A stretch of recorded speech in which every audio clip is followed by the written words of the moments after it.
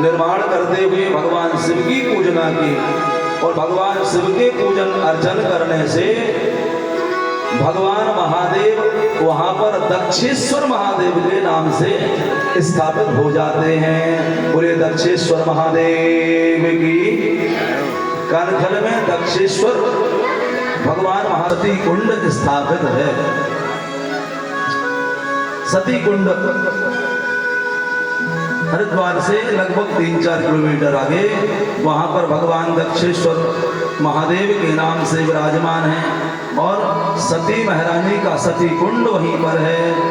और सती ने अपना शरीर त्याग करते समय भगवान महादेव से भगवान श्री हरि से प्रार्थना की थी कि भगवान जब हम अपना शरीर यह त्याग रहे हैं, इस शरीर के त्यागते समय अब हम बार बार यही निवेदन करते हैं कि प्रभु महादेव के चरणों में हमारी निरंतर प्रीति बनी रहे। भगवान महादेव के चरणों में हमारी प्रीति अनंत बनी रहे।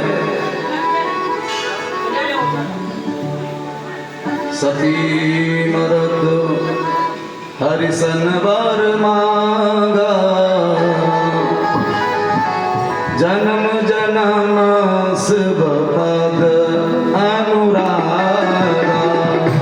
सती मरत हरिसन वर मांगा, जन्म जन्म शिव पद अनुरागा। जन्म जन्म पद शिव अनुरागा।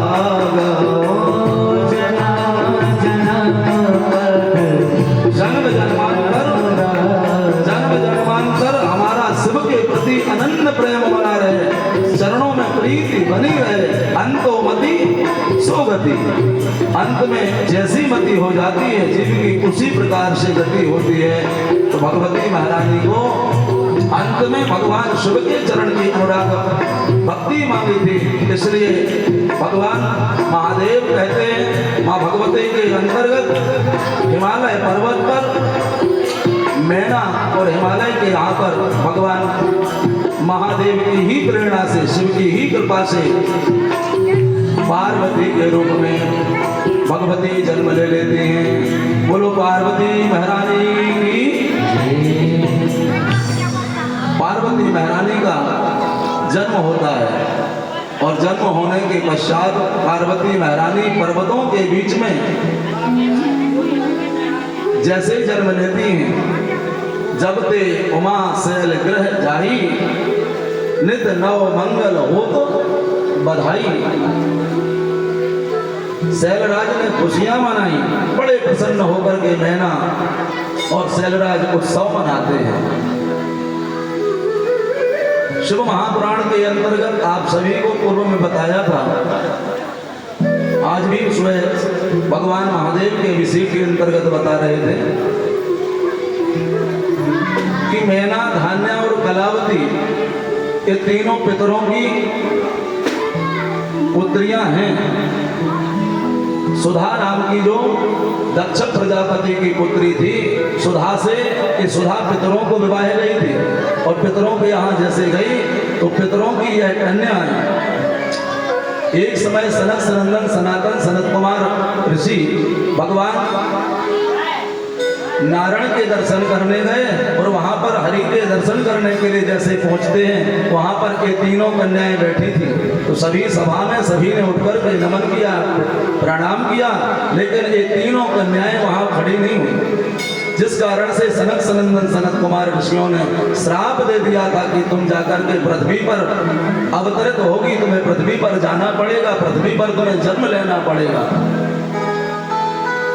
जीव के जब पुण्य क्षीण हो जाते हैं, लीलार्थ भगवान क्षीणे पुण्य मृत्यु लोके विशंति, जीव को पुण्य क्षीण होने पर मृत्यु लोक में जन्म लेने बार बार आना पड़ता है। पुण्य क्षीण होने के कारण यह श्राप मिला, अपराध के कारण श्राप मिलता है। तो मैना के यहाँ पर जो मैना है,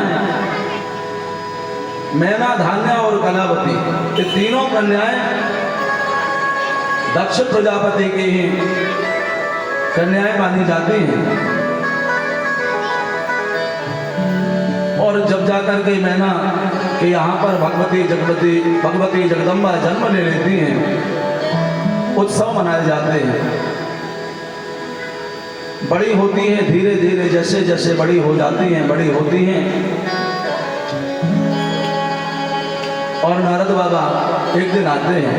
नारद बाबा से माता मैना प्रार्थना करती हैं कि मेरी बिटिया सयानी हो रही है, बड़ी हो रही है, विवाह का मुझे विवाह के योग्य हो रही है, तो क्यों नारद बाबा थोड़ा सा विचार करके बता दीजिए, आप सर्वज्ञ हैं, सर्वज्ञानी हैं, मेरी कन्या का विवाह कहाँ होगा, कैसा होगा। और जैसे ही नारद बाबा का पूजन करते हैं, चरण वंदन करते हैं, उत्सव जब मनाते हैं,